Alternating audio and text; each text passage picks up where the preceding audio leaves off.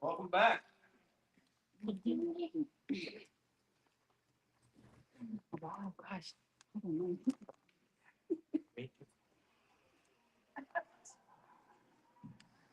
Okay, it's time for our second teaching today, our second series today. Every week now, we're in the 13th week of a discussion, first time that ever been taught, or this group about Hashem. Blessed is he who comes in the name of the Holy One. This is our deep dive into Messiah. Who he is, why he came, why he's coming back, what we're supposed to do about it. This is a deep dive into Messiah. I was telling Tony, he talked about his books and things he teaches, whatever. Now he kind of throws them all away now. You are. And I had all these books. I had some of them on my bedside table about Sermon on the Mount, A.W. Sermon on the Mount. And I have taught the Sermon on the Mount since the time I was 16 years old. I have more notes. I have more audios. I have all this stuff that I have taught much less. All the I've accumulated that other people taught about the Sermon on the Mount. Well, and the other teachings as well. That's what we're doing first is the Sermon on the Mount. We have what I do when I started this lesson. I threw it all away. I didn't throw it. I just didn't look at it. I will look at it. I don't want to look at it. I don't want religions tainted. I don't want to get changed by some doctrine or theology of religion about who Messiah is and what he has to say. This requires discipline because we want to go look at those books and see what some theologians say about some, or see what we can look, we thought, remind ourselves what we thought about the fact. It says, no. If this is not fresh, we will not be reading. So whatever you're going to get, whatever I teach on this next series, is going to be reading. And it may be stunning, and it may be revolutionary, and it may actually scare the liver out of it. Because that's who Yeshua is. He is not Paul. He is not a theologian. He's the very eminence of the presence of God. And when he comes and he speaks, it is not like another man speaking or teaching. It's not a theory or a theology or a doctrine or a dogma. It is reality of heaven coming to earth, speaking reality of earth. So, with that in mind, we'll do the second. One more thing to say about the parsha, and it fits in. Okay. Yeshua said to Nicodemus, "You must be born from above." And Nicodemus said, "What? Can I enter into my mother's womb again?" Well, it's all connected to the parsha we just left. I remember the Hebrew word for Egypt. It's Mitzrayim through the straits. Being Canal. the birth of a nation, which foreshadows the birth from heaven. Amen. Of the scheme of the world. We have been engaged in this for about 13 for 12 weeks. This is week 13. I'm corresponding with Torah. I want to give you the perspective of how Torah and Yeshua blend together, not two separate things, one different dispensation than another, Torah and cycle. So I want to give you that process. So we're going through the Torah portions and dealing with what's relatively associated with that in the Messianic Chronicles, the Gospels. So we've been for 12 weeks. I have been led to introduce Messiah to you real fresh. You thought you knew him. I thought I knew him. He's deeper than bigger than that. He's bigger than that stained glass window picture. He's bigger than his miracles. He's bigger than a few things here or there. He's bigger than anything you think you know about him. He's bigger than that. He's more important than that. He's more valuable than that. More significant and more life-changing than that. So I've been open projecting that to you. Who he is. Chapter verse 12, we read about his introduction. Just introducing himself. When he enters, I gave the vignettes last week. A lot of vignettes. The woman, the web. Mention that soon. I've got to introduce himself that moment. We talked about the woman caught in adultery. We talked about Nicodemus. We talked about all these things, John and Peter and Andrew and Nathaniel, and all these different scenarios of how Yeshua introduced himself to these individuals and said, you get somewhere in this mess. One of these is you. One of these vignettes that I've been talking about is your story. Maybe a combination of them is your story. I think do this over and over again until you see it again. How he's speaking to you, not to it. And Solomon told him how his business. He said, I must be about my father's business. That color is everything. He doesn't just do things willy-nilly in response to what people need. He's doing his father's business. The kingdom of heaven coming to earth is his father's business. So the father's business is he's coming to do his father's business, and that's what he's going to be all about. And he comes into your life. He's not coming into your life so you can get saved. He's coming into your life so you can join him and do the father's business. And there is no other reason. He loves you, but he doesn't love you just by himself without as part of the plan. You're part of the bigger plan. So he's going to call you into the father's business. He's going to he disciples, how he calls people disciples. He said to Peter, my dad's business is a fishing business. Sort of a parable. It's sort of a parable. I'm going to follow me, and I'll say you take me to heaven. That's not what he said. That's not what he meant. That's not what this is about. Follow me, and I will make you into my father's business of fishing. I will place you in a position in my father. I'll make you an apprentice in the father's business. And this apprenticeship will be a catch and release program. So we catch them when we clean them, and we put them back in a better environment with a better impact than what they came in. To help you when they were with country. We find a place where they can be the most good, given that position. This is the father's business. So we learn about that. We learn about it's all about fulfilling all righteousness. We saw that one passage in John, and we see that he came to the Jordan River to be baptized about John. Where did George say anything about that? And John said, don't come to me. I don't need to be dumped by you. I don't need to. He says, yeah, this is all tradition, right? This is all tradition. This is all what men expect out of their religion. This is all this is. But let's do this. Let's go beyond the Torah, beyond the requirements and beyond the instruction. Let's go to the deep of touching people where they are and let it happen. Let it be so. Suffer it to be so, in order that all righteousness may be fulfilled.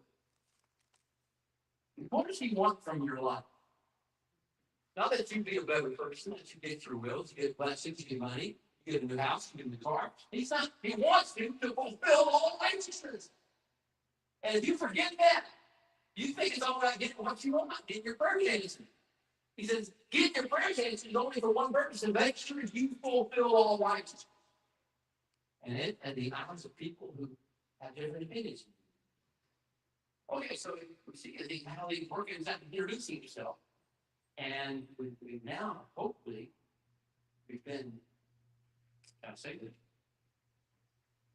We've been blown away. I hope you have. I hope seeing him fresh in his new light, what he's saying, has got you out of your religion, your philosophy, your theology, and now you're just amazed by who he is. And what he's called you to do. I hope this is where you are. This is important before we get any further. He's about to blow your mind a lot. Here's what he's introduced himself to us. We've been caught up in the beauty of majesty of who he is and what his mission, his plan is, and the idea of being part of his father's business. And maybe our lives are fulfilling all righteousness. And being fishers of men, we've caught up with this beautiful dream, but we haven't got any idea how that practically. He's talked about the kingdom of heaven. This is his primary theme, his mantra. Shavuot. Come now, come back home, because the kingdom of heaven is at hand. We English repent. Well, I'm not going to that, didn't talk to that boy. Shafuna, come back home. Come back to where you belong. Come back to me. Come back to your creator. Come back to your source material. Don't worry about what you're leaking. That will happen. Take care of itself. Come to me. Come, because the kingdom of heaven is at hand. We learned that the kingdom of heaven is out there. What the heck is it? What does it consist of? And how it's in the unseen realm. How does it come into the scene? How does the kingdom of heaven become manifest? How does it have practical application in today's world, in our world, in our life situation? How will Messiah, how will we ever learn? How will we understand when we follow him around forever? Just watch him, and what if he's not here? What if he goes back to where he came from? What are we going to do then? What about generations after this? Generation after generation after generation. How is the kingdom of heaven really going to come to earth? How is it going to happen in real time, in real ways? Hasn't Charlie lick about this yet. We're clueless. Most of religion is always going to be clueless about this. They just want a band-aid to put on, get to heaven. This whole society needs like that. Forgive us. Good, I'm glad. That's not going to get you where you need to go. You need to be understanding you're about to follow his business and you're engaging in bringing heaven to earth in real time. The kingdom of heaven operating on earth as it is in heaven. May your kingdom come. May your will be done on earth now, in this age, in our lives, in our families, in our households, in our cities, in our communities, in our nations. And now, how can that even happen? We're not taught. We haven't been taught to it. All we have is been introduced to the magnificent persona of sinners. One who's going to be 18, and she's telling you that he's about to change them. Next 4 portions of this teaching, the next 4 books of Torah, is corresponding of all that the teaching is how to bring the kingdom of heaven to earth, how to know when it's here, how to manifest it in real ways, in real time. But in order to do that, we got one more to go to heaven. And wrong with one man. We should want that. Better the alternate, right? But we better want to hold that God, because you see, if we just want that, it means we haven't really seen it. Once you see it, you don't want anything else. Once you see him, and you see him in his majesty, you see his glory, you see his goodness, you see his wisdom, you don't want stuff in the world next to all. And you have to wait on him to do this sometimes. Because you keep coming back and say, don't you want me? Don't you want more money? Don't you want more respect? Don't you want to fit into the church world or the synagogue world or whatever world you're in? Don't you want to fit into the society? Don't you want entertainment? Don't you want all this? And he says, no, I'm reading all. But I got to teach you what it looks like and how it works. And so the next 4 portions of this series corresponding with the books of Exodus, Leviticus, Numbers, Deuteronomy will be Yeshua's teachings on how to bring the kingdom of heaven in real ways. And so how does he do this? What is his method? He's about to teach his Torah. Teach his Torah, but here's how he teaches the Torah. It's important to know this. If you don't know this, we'll misunderstand all this. But what is he talking about? Tell him, tell him, bless your eye, do this, all this. What does all this stuff mean? It's all terrible. You don't talk at all. Unless you know who shit is, but it's good. What are you doing? Have anyone heard the term the duties of the heart? The duties of the heart. It's one of the core elements of Judaism. It's also the mystics of Christianity. The idea that God's word said certain things, but it means a whole lot more. That along with the duties of the flesh, which, for instance, the kosher food, don't eat the flesh of the swine. So the duties of the hand are don't reach out and grab the swine. The duties of the tongue are don't let it touch your lips, your tongue. The duties of the flesh. These are the duties of the flesh that go with the actual words of Torah. But there are duties of the heart that are way beyond that. Duties of the heart say, why would I want anything this one? Why would I let myself go down the lust or hunger or appetite road? Because my duty of the heart, I'm not eating pork. Not because he just said don't eat pork, because he has a reason for everything he does, and I'm the one who gives me part of the reason. It's not a matter of law, and I can't do this, I can't do that. Why would I want to? If he said it's not for me, it's not for me, why would I want to challenge that? Why would I think my will is better than his will? My words, my ideas are better than his will. That's a huge thing that put on us. They would go with the Sabbath. Everything else in Torah. Everything in Torah has not only duties of the flesh, duties of the mouth, duties of the hands, duties of the heart. And that means he'll teach this in school, right? He says, you've already said, thou shalt not kill. That's the duty of the flesh. That's the duty of the hand. And I say to you, there are corresponding duties of the heart. So that you see the duties of the heart, and the ones of the heart, the mouth speaks. So if you say to your brother, Rachah, you fool, then you are evidencing that your duty of the flesh is having the duties of the heart. And if you oppose and if you hate your neighbor in your heart, you have done the same thing. So, nobody knows.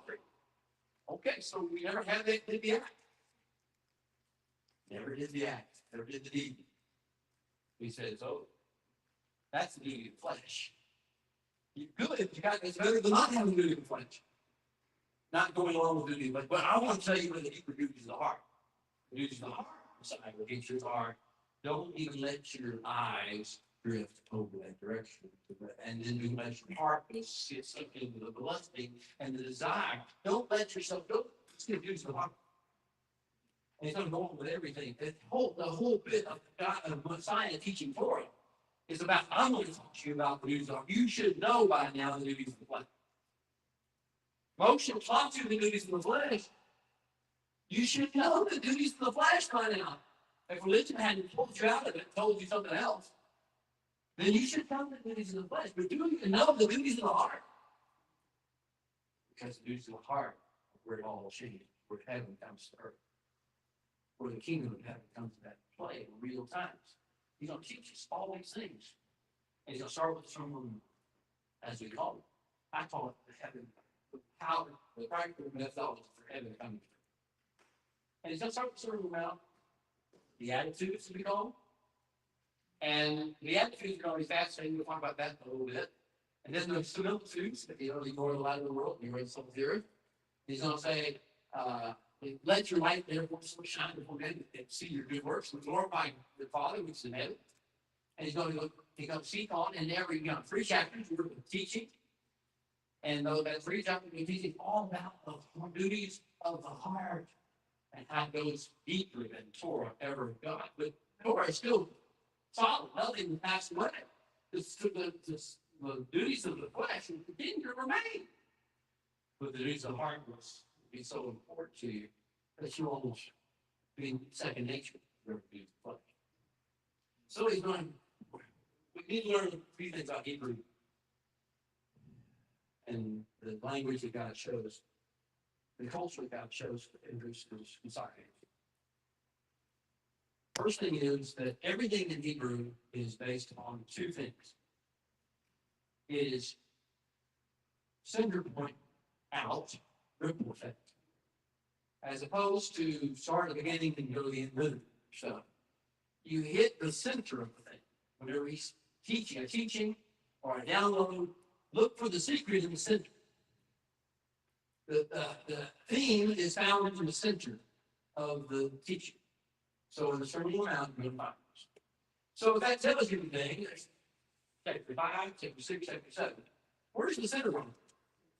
Chapter 6. And it's going to be in the middle of chapter 6. And you want to know what the center point, the center of gravity, the Sermon on the Mount is?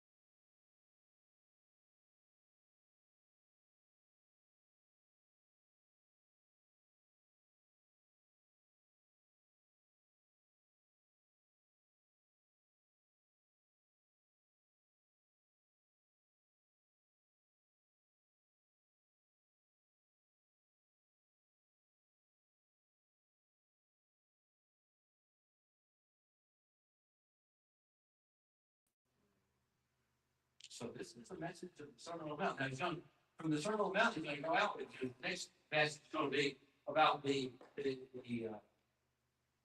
sending out the 12 and sending out the 72. The deployment briefing.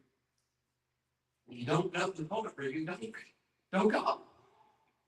If you don't understand this whole idea of serpents, and why serpents harmless as doves, sheep among wolves, Oh, yeah. you don't understand all this stuff, don't go out talking about Facebook about stuff, about religious stuff.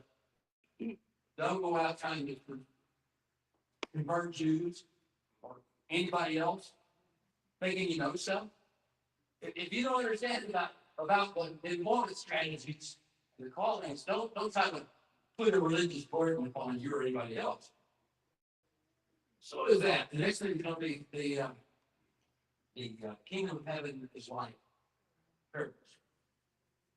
Yeshua is going to take, for those people who heard the Sermon on the Mount and have understood and have caught the duties of the heart, those people who are got the briefing as to how to react and respond to the world, not get offended by people who are doing bad stuff, not threaten no evildoers, not blaming people for all the mistakes they make and curse them for all that. Not doing that when you get to the place in the now, I want to say what the kingdom of heaven is like.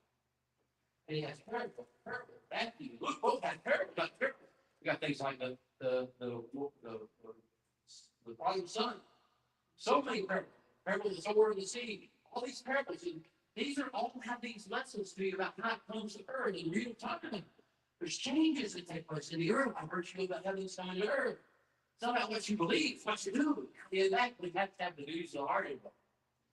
He's going to go into then the Olivet discussion. You want to know how is this going to impact the end of days? How are you going to impact the end of days? How are you going to cope with the end of days and the tribulation? How will you do this? How will you know what's going to happen and how to handle it and not overreact to it? Fear it, condemn people. How will you be able to behave? You need to know that all of that is true. And then the round 3, you have the room discourse. Whenever you're out there and I push you in front of the stage and I disappear in the background, what are you going to do when that happens? What's going to carry you? What's going to propel you through? What's going to keep you on track and on target as opposed to getting up there and starting a new religion? What do you understand about the duties of our life on our relationship and our relationship with the Father and the Father's relationship with us? What are you going to do with this? That's the outward of this. And then we get into the book of Revelation. You know, there's more teaching in the book of Revelation from Yeshua's mouth than in just about any other book. A lot of red in the book of Revelation. And this is sort of the culmination of all the other teachings, you know, about how to bring the kingdom of heaven to bear on earth in the worst of time. People always say, oh, the tribulation is going to be so terrible. It is. But you keep seeing these little windows of God's grace. Yes. And you see these little bubbles where God's giving a place of refuge and safety for his people. Why? Because he doesn't like other people? And somebody's got to say people they lie. Keep moving forward with the duties of the heart. And it's kind of like our process of wrestling with the age. Or feeling the one that God is trying to kill us. You feel like God is trying to kill us. Like Moshe did as he's coming back from Midian, back from Egypt. We have to have this process of learning what's really important. Life has to be sorted out from us by tribulation. If we focus on how bad it's going to be, we miss the whole point. We miss, and we tell people, we teach people the wrong thing. And if we blame, you know, we can blame, you know, like AI, we blame AI. Or we can blame some political party. Or you can blame some national interest, Iran, or whoever you want to put on. Israel, whoever you want to blame for, if you find somebody to blame for it, you miss the whole point. The point of this is not going to be the end. This is going to be another beginning. This is going to be a restoration season And we're going to be better than ever. It's all over. And you don't see the end of the story. Yeshua coming again. And on the white horse, with King of Kings and Lord of Lords, emblazoned on his thigh, and you don't see the sword out of his mouth, and the crown on his head, and the brilliance of his eyes. His eyes are a flame of fire. You don't see this and realize he's going to fix it all. I mean, it's broken, he's going to fix it. Well, but then you miss the whole point of the discussions of the tribulation, the end days. If you're focused on beasts, you've sold out to the beasts, at least in your thoughts. You're worried about beasts. Worried about the Antichrist. Who it is, where is it coming from? That's not the issue. Where's the king? Where's the king here? When's he coming and what can we do to bring it to hasten his coming? All of the sermon without this service, I think, is going to be based on Isaiah 40, verses 3 through 5. What does it say? A voice crying out in the wilderness, saying, prepare. Don't fret, don't worry, don't be excited, don't be angry. Prepare ye the way of the Lord, because he's coming. Whether you like it or not. He's coming, and it's going to be really, really good for those who can hang on, and will hang on, and will build it in the heart. Very well. But every low place must be raised up. And every high hill and mountain that exalts itself must be brought low. And every crooked path out there must be straight. Now, this is the Creator's call. Messiah's calling upon us. This is the reason he says in Sermon on the Mount. He is making sure we understand our job is to continue to make the way straight for the coming of the King. You see why this is more than religion. This is the plan. This is the secret. Having faith, having trust, having love for God. So, he says, the key factor is going to be, where is your treasure then? If your treasure is in your bank account, or your treasure is in the physical health, your physical health, if your treasure is in your family's physical health, get closer, get tight. But if that's where your treasure is, then you're going to hate for this. You're going to be mad at God about your relation. And probably mad at people too. Mad at the Antichrist, mad at so-and-so, mad at the Daesh, mad at the leader, political leader. You'll be mad at everybody about this is that you don't understand. This is the purification. I'm bringing forth good. Now, where is your heart? Because there where your treasure is, there will be your heart as well. So how do we make it? The reality is our heart is set on good. On what? On Yeshua, and on his coming back, on his will being done. What's Yeshua's whole purpose for being here? Doing the Father's business. As he was Father's business, I delight to do your will. I told him, volume of the book to do your will, oh God. That's his delight. That's his treasure. His treasure is that. And that's supposed to be our treasure too. And I said, I can't do that. Right? Anybody else have the same view that I have? In my flesh, I can't do that. I can't make my soul treasure. It's will be good. Let's be real. Let's be honest. We got to face it, or else we're going to make fools of ourselves. Talking like we know something we don't know. This is hard. This is the toughest thing we can do. Because you mess with my kids and my grandkids. That old flash thing comes back up. I'm a pallbearer. Maybe it's a level that is helpful. What about, the Hebrew is about a seed and about the land.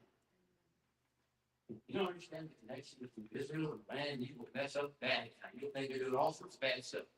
Don't mess with their land. Don't mess with their seed, and don't mess with their land, because they got a commitment and a responsibility to protect the land, protect the seed. So you can be mad at Israel all you want. You can talk about how we don't like the way they did this, did that. They have to do what they have to do. They will do it for the sake and plan of God. And yeah, they may do it with hate sometimes. I wish they would do against. I would too. He makes my grandkids. When he came down and said, my house. So here's the issue. How can we possibly get from where we are right now to where he wants us? I welcome your response and your comments and your construction because I'm still dealing with this myself. I can recognize what he calls us to do and say, man, that's a tough one for me. And I welcome any thoughts you might have about this, because this is not, I believe this and I have this religious idea of this not. This is real. It's down the campus. This is the duty song. And you saw from earlier, going with the flow. Well, when the flow goes off of a 3,000 foot cliff,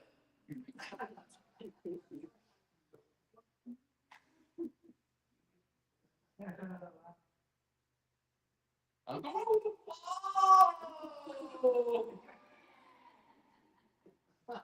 My kids are going with the flow.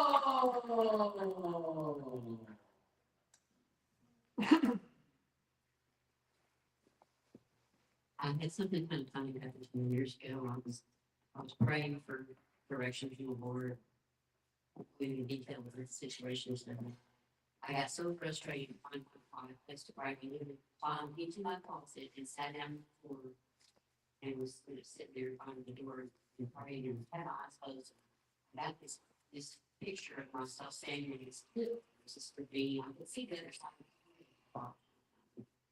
Okay, Lord, is this a deep faith moment or what?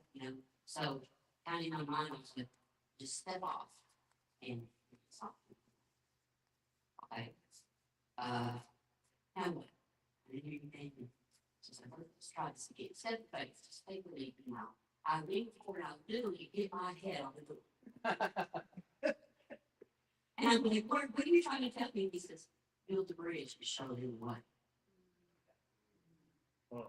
Yeah, that's good. No bridge. Okay. Yeah.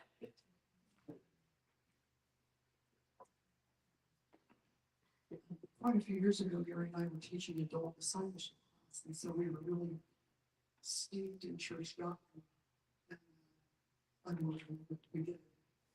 And about that year, around the time we went to the word for the beginning of the year, it was Matthew 6:33, seek ye first the kingdom of God. And that was so foreign to me that if something inside me just rebelled against it, so I thought, oh no.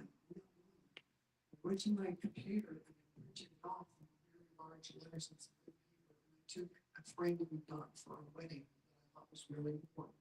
And I put it in there and I set it in a prominent place in my house because I wanted to transition from where I was to being kingdom minded. And it's still framed by our front door where I can see it every single day.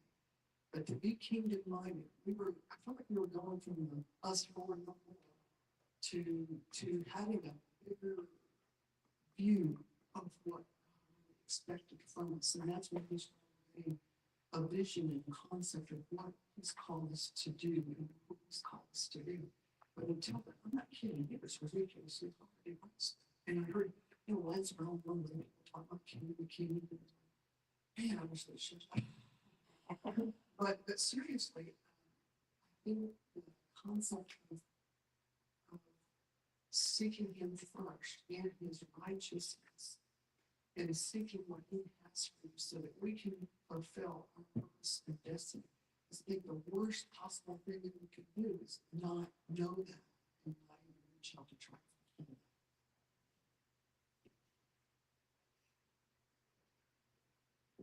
that. Interestingly, one of the most key words of Sermon on the Mount is the word seek, the verb seek. We see it over again in this passage. Seek. And if you think back, what was the first interaction Yeshua had with any disciple? Potential disciple. It was on John 1. John 1, and it was Andrew and the other disciple came up at the river with John. Yeshua came by, it was the story, he came by, and John says, behold, the Lamb of God. And it's like, what do you do when John, you're one you're not discipling there, points to somebody else, because the Lamb of God. The say, the one who represents the gift of the divine lamb from the ram from heaven that we saw at Gabriel. At Mount Moriah. This is that. He is the one who stood here with the horns caught. This is him. And so when you see that, what does the guy do? It's like, I don't know what this is all about, but okay, I'm going with him. And so Yeshua walking, he senses someone behind him, following him, Andrew and his other side. And he turned around and says to him, Who did you see? what? What are you looking for?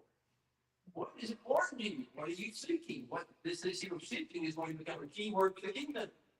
And when God says one of the major verses is seek ye first the kingdom. This is what you need to be looking for. Most people are looking for something else. Blessing, looking for comfort, looking for some sort of inner peace, they're looking for self-improvement, they're looking for a ticket out to heaven. We're looking for something else. He's not, I want to know. You need to know that it's hard. You got to know what you're looking for. And seeking is the key to what my answer, my question was earlier. How do we do this? We discipline ourselves to seek. And as you discipline yourself to seek, you realize you're going to have encounter resistance. Some of that resistance will be progressive.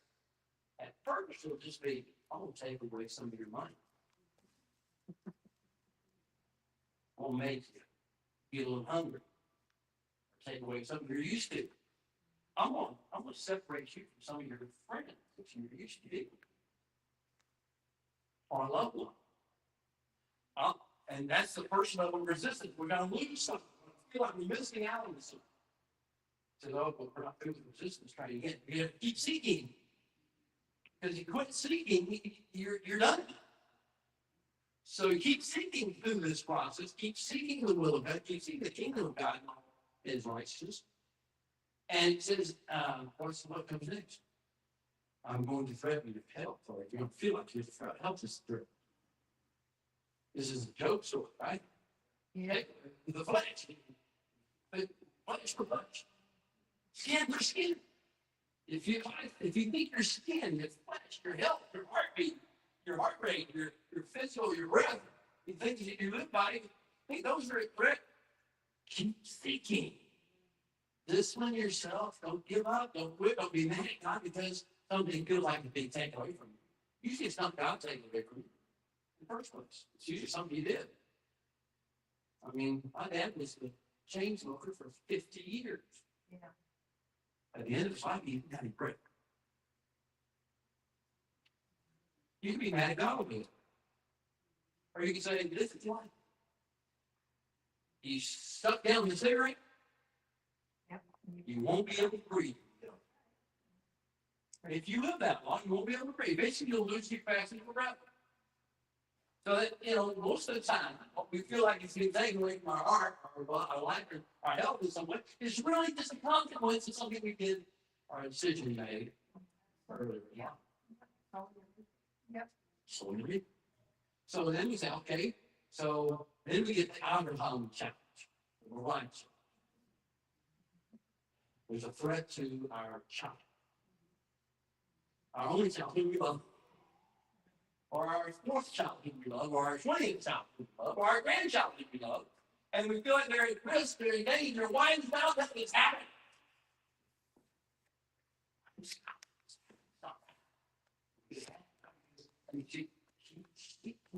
The discipline of seeking is your key to overcoming.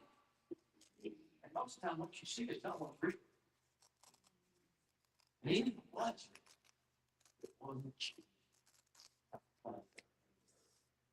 Now, this is sort of the level of progressiveness. Learning how the challenge is grip and keep on seeking this and this. So, whenever things look like they're going really bad, we get really afraid, really angry, or we get offended, or we get hurt, Don't quit. Don't quit seeking. This is like this conversation about prayer.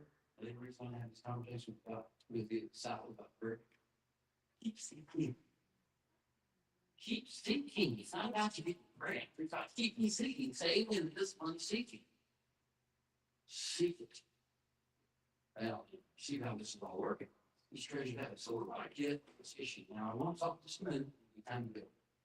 About the beginning of the sermon. This is the first part of the first teaching. And it's like, this is, I told you where the center point of the sermon is. Lay not up for yourself, treasures on earth. Now, you know where your heart is. Very far. That's the secret. But he's going to start at the edge of it, saying, this is the very edges of it.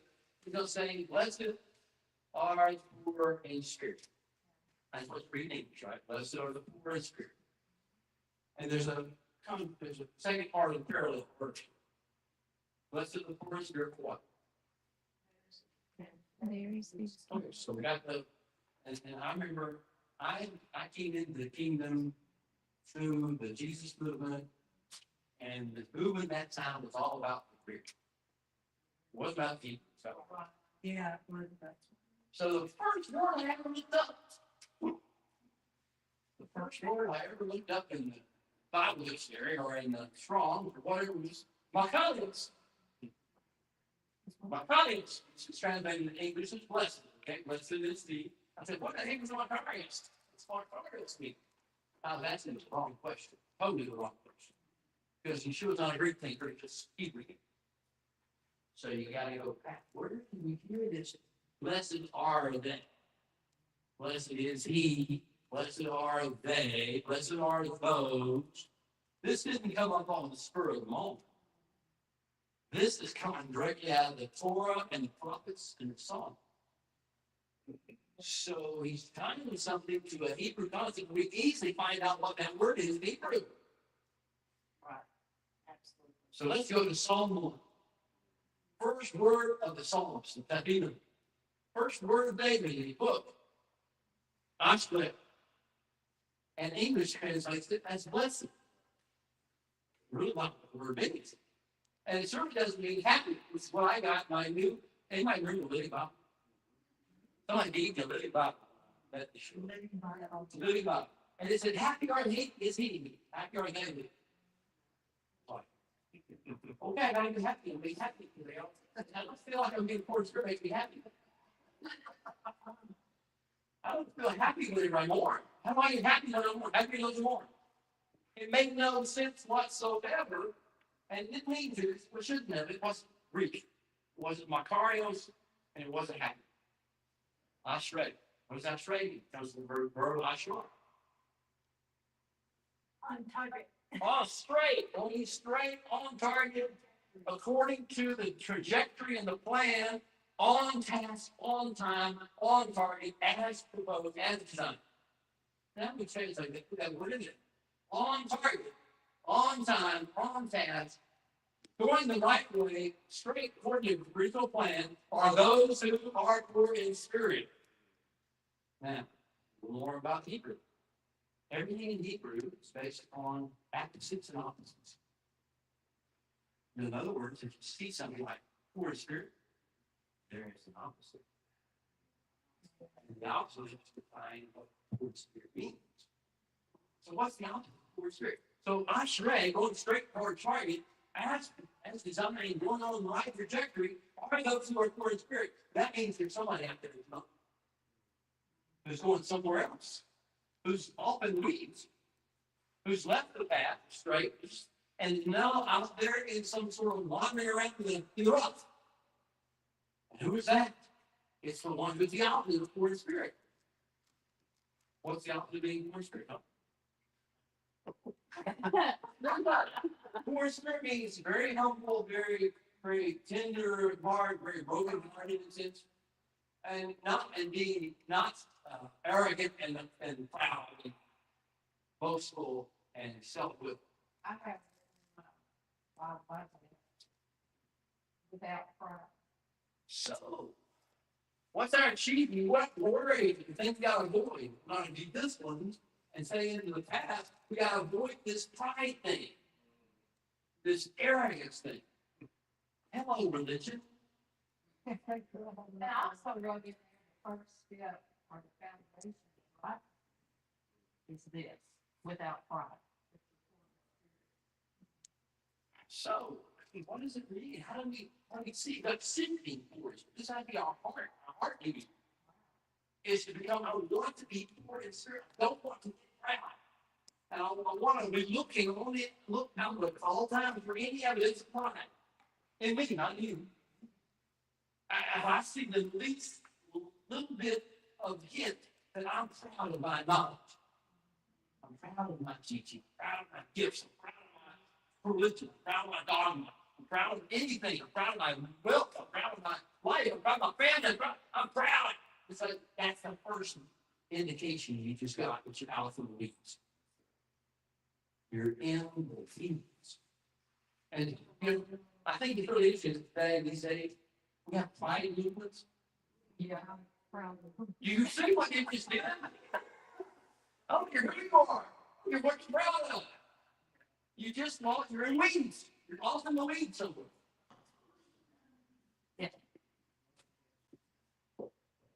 It says in Job that Leviathan is the king of the children of Right. Now, so if we get this idea of what how dangerous it is in pride. Question, this one was blessings. Yeah. Sean, Eshon, Sean. Ashrei, the Is that the same as, the same one as? I, sure. yes, in the middle, Okay, so. Talk to me about that word in the middle. Yeah. What Marcy's talking about is from our Marcia this week. And whenever Moshe is saying, okay, look, I know people are going to ask me what your name is. So, what's your name? What should I tell them? Should I tell them? It says, yes, I'm scared, yes. Someone's like, I know you human beings need something. Yeah. You think you need to know names. You think that's how you get the leg up somebody or more intelligence. Gives you a sense of pride if you know a name. You don't, he doesn't need to know it. You don't need to call him by name. If you think you need to call him by name, you don't understand who he is. He's not waiting for you to say, like, okay, you get syllables right. I mean, make sure you got that O in there, or the U in there, or the yo in there. Did you get that? If you're not, I want to talk to you. But I gotta have that name. And this week, what we do with human beings, we make a big deal out of names. King of heaven doesn't make a big deal. It's only for the sake of humanity, he even gives himself, gives me. So he says, Ayen, Hashem, Ayen. So, Ayen is from beginning to be, to was, is, to become. Ayen, Hashem, Ayen. I am, and I'm on target. I am, and I'm on target. I am in target, always have been. I am in this target, in this whole trajectory. Right. I was, I am, I will be, I'm always on the same line. If you ever do mathematics or geometry, you know, you pull out points on the graph and draw a line between the points on the graph. And if it's on the same plane, you have a line. And it's on share. So I was, I am, I will.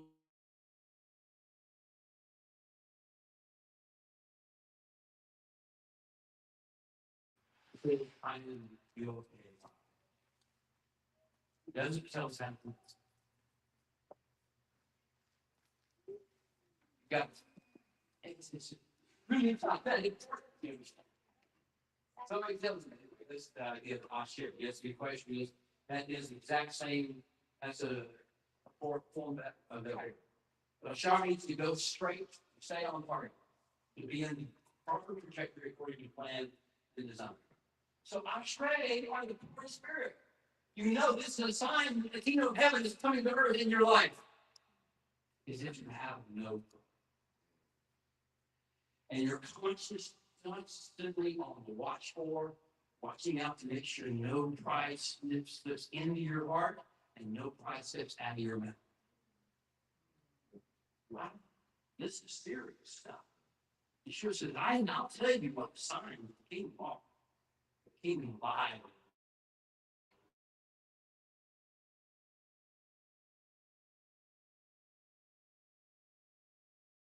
In spirit. And seek it. Is the meaning of life. And if you do, then you already have the message, the secret of the kingdom of heaven. You already found it. It's already alive. What's the next? Blessed, ashrei, are those who mourn. Now, this whole idea of mourning, the fascinating Hebrew concept is, it's not personal mourning. I lost something, so I'm mourning. That's not the kind of mourning we're talking about. Mourning is to understand the significance of what's going on and what's happening in the world. For instance, mourning the loss of the Shekinah in the world. We mourn the loss of Jerusalem, the loss of the city. Why? Not because we're sad because we lost something that's important to us, but because the world is lost the Shekinah presence of God. We're not wondering out here. No one's at a touch. There's no place where they can go. No one place on earth they can go and feel the presence of the majestic God. I wrote great public scene. Well, But it's you know, it's that's that's one example. You understand? We don't get caught up in these old religious phraseologies. It's that plus about 100,000 things that are wrong with the world. And we don't have, you have not lost the capacity to feel empathy for other people. And for to feel a sense of the kingdom of heaven is not come in fullness. You grieve and you mourn because the kingdom of heaven has not come in its fullness yet. We're seeing the signs of it all around us. We see it in real people's lives. So we mourn for them. So, this is the whole comfort my people. Isaiah 40, I told you the whole passage in the book of the Sermon on the Mount, based on Isaiah 40, 3 through 5. This is preparing you the way of the Lord. So it's that with the chapter 40, verse 1. Comfort my people. Comfort those who mourn. Why? What is the other side of the story? Blessed are those happy, whatever you want. Ashrei are those who mourn. Why? What's the other side of the story? They shall be. They will be comforted. They will become vessels of comfort and consolation. Mourning will lead to consolation. Joy, mourning lasts for the night. Joy comes in the morning. So, mourning is not for the sake of being sad in the face. Mourning is not for the idea of saying, see, look at me, I'm so spiritual because I mourn. Mourning is saying, for the joy set before me, I will go through this process of feeling the pain of my neighbor or my family. yeah. What you're saying makes sense to me in the fact that a lot of times I see things in the news and stuff that make me upset. It's like I've seen, our country falling apart. I see Christians being, martyred in Nigeria and stuff, and Israel going through a lot of stuff. This is more, right? This is things that, we see. God's going to comfort us and do that. And to understand the Hebrew, again, we're Hebrew culture. So Hebrews don't mourn like Americans do. The Hebrew way is a very vocal, loud way. And it's a total immersion in the sense of the deprivation or the hurt that somebody's experienced. So they will have mourners. And the mourners way out. And it's like, I'm taking your burden upon me. Yeah. Carrying your burden, and I'm giving expression that you don't have words for, you don't have expression for. It's the depth of this mourning idea. It's not matter, I'm going to feel sorry for myself because I lost somebody. I mean, we all do that. That doesn't take any spirituality to do that. The issue is when we see it happen to other people. And that's the idea of how food is. Everything's done opposite, right? So Australia are those who mourn, who have to pick up this mourner responsibility. This mourner burden for other people and care about it. What are the other side? What's the opposite of being a mourner? Not really. That's sort of a mourner. I think no, the outside of the mourner is, I don't care. Oh. I don't care. You lost somebody? Look, that's what. Fuck up.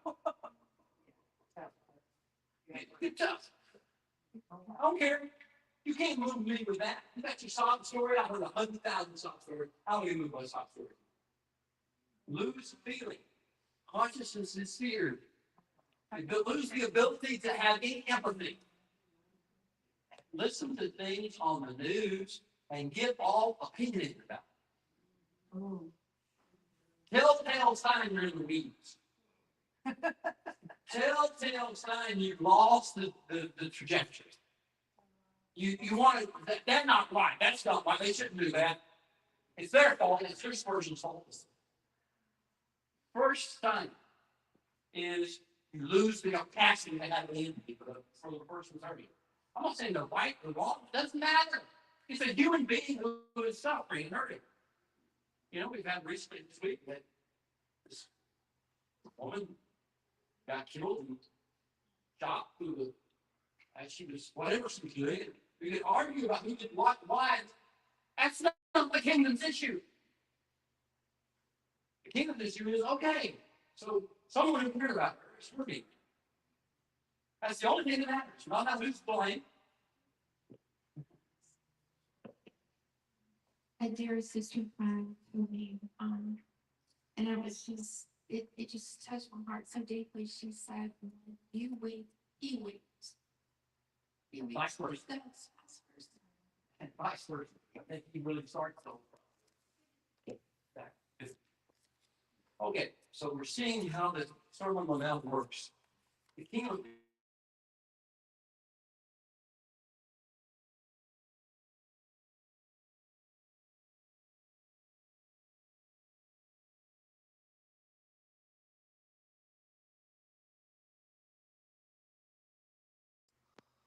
Oh, this is serious stuff, right?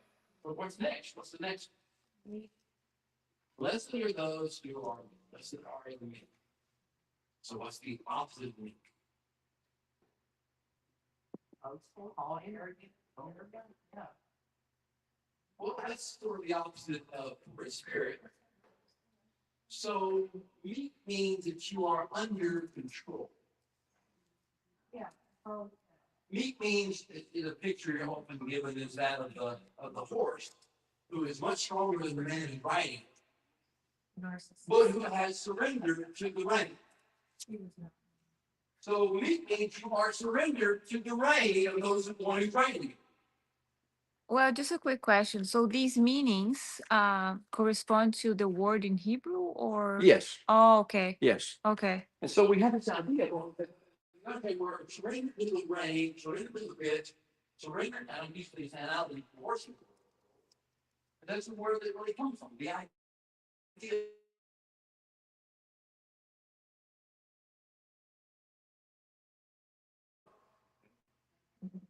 But the master says, let's go.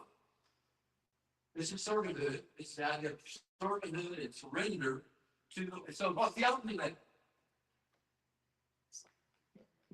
Still that. No, I ain't doing that. I ain't doing that. No, I ain't doing that. I don't want to do that. I don't like that. I'll play with it. You see the difference? You see, whenever you hear, you feel in yourself, or you feel see other people, mostly you feel in ourselves, this thing rises up. I don't want to do that. I don't want to forgive. I don't want to. I ain't going to.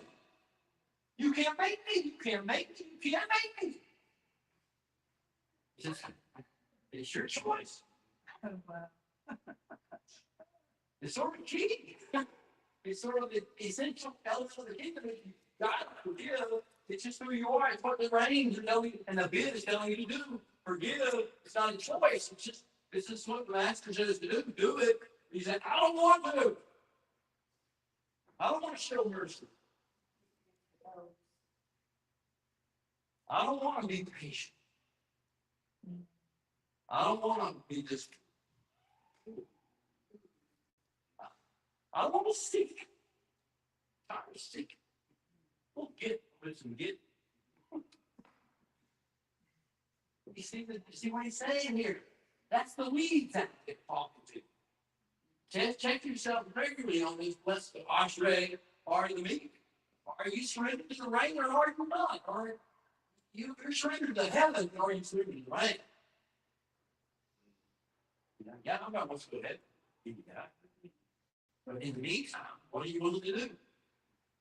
When you promise you, where you go? I think there's a lot of things on Jesus' food, right? Wherever he leads, I'll go.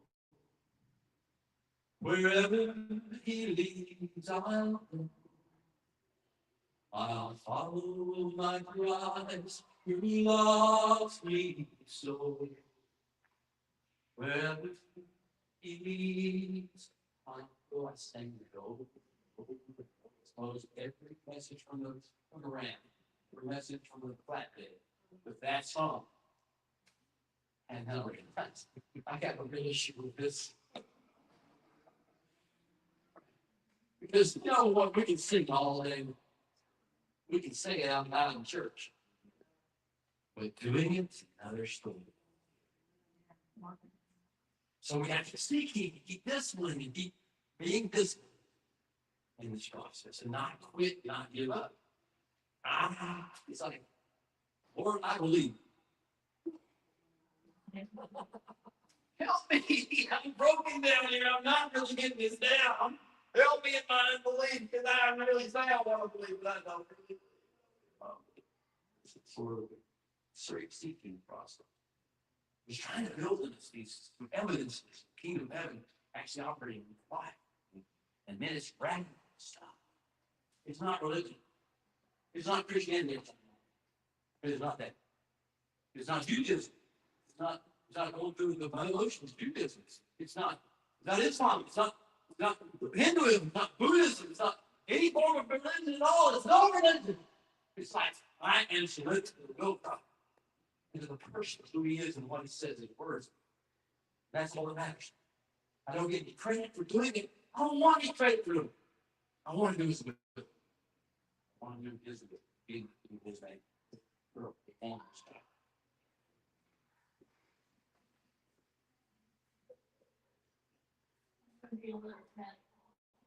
They grab us. Having a taste of heaven, as opposed to what we grew up in. We were oftentimes lack, we were all times of scarcity, of pain, of suffering, of loss. We all understand the human condition and what it means to live on earth under the fall. And yet we have had a taste of heaven. We know that there is one who makes it so there is no lack. There is no scarcity.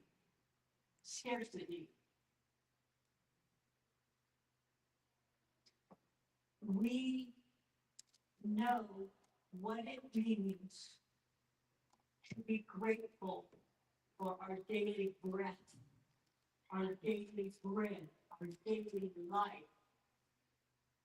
What flows in us that we carry. We know what gratitude means. And you know what? Science can measure gratitude, the frequency of gratitude, the frequency of love, and the frequency of depression and hatred. And those are low vibrations. And that's what most people live in. And when we bring light, we're bringing non-scarcity. We're bringing the kingdom of heaven to bear on this earth.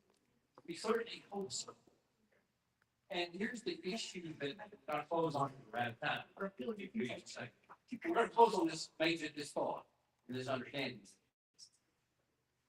These, the attitudes, these ashray, and the conditions for the ashray, and the opposite of the ashray, are all about internal. They are not for external use. What do I mean by that? I'm not supposed to look at Tony and say, well, he's not after.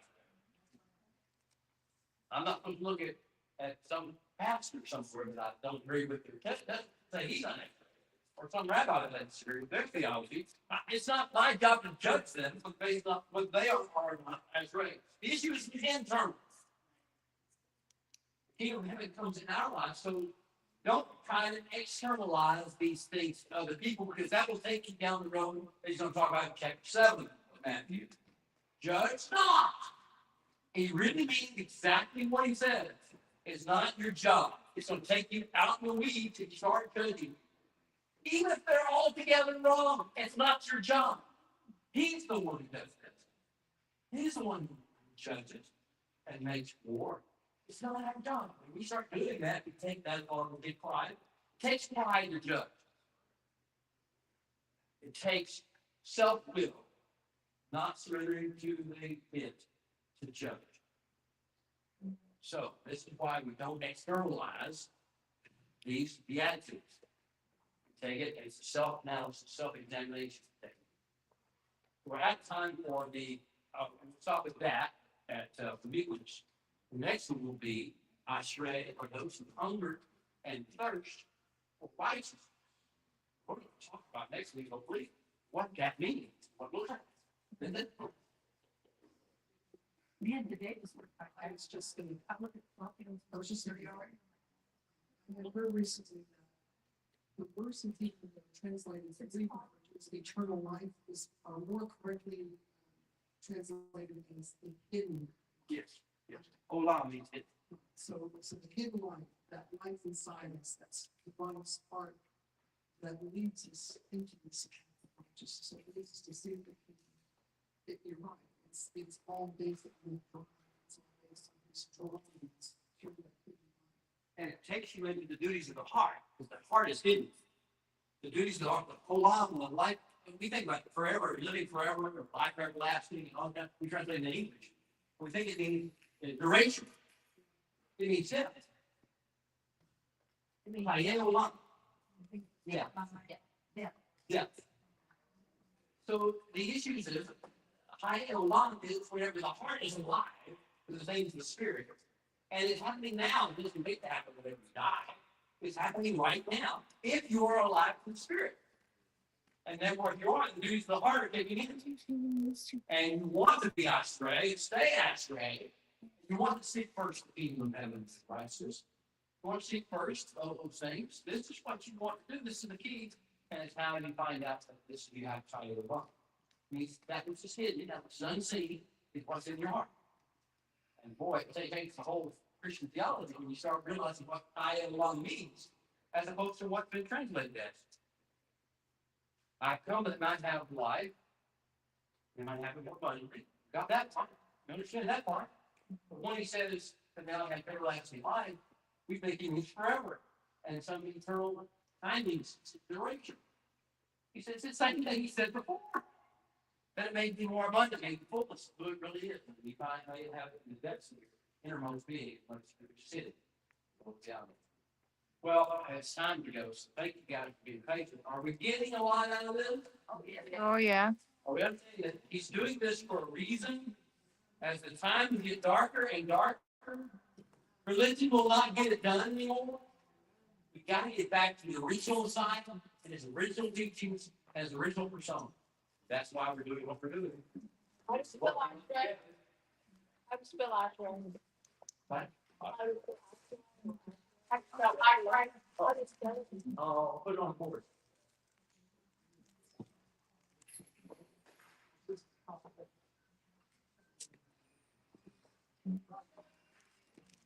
That's Hebrew.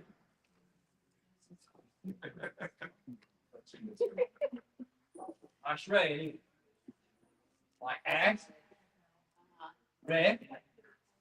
The verb is asher, You just right here.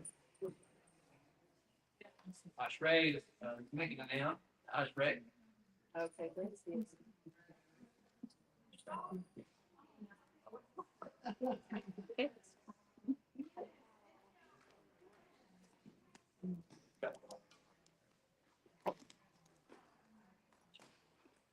Did you pay the whole thing?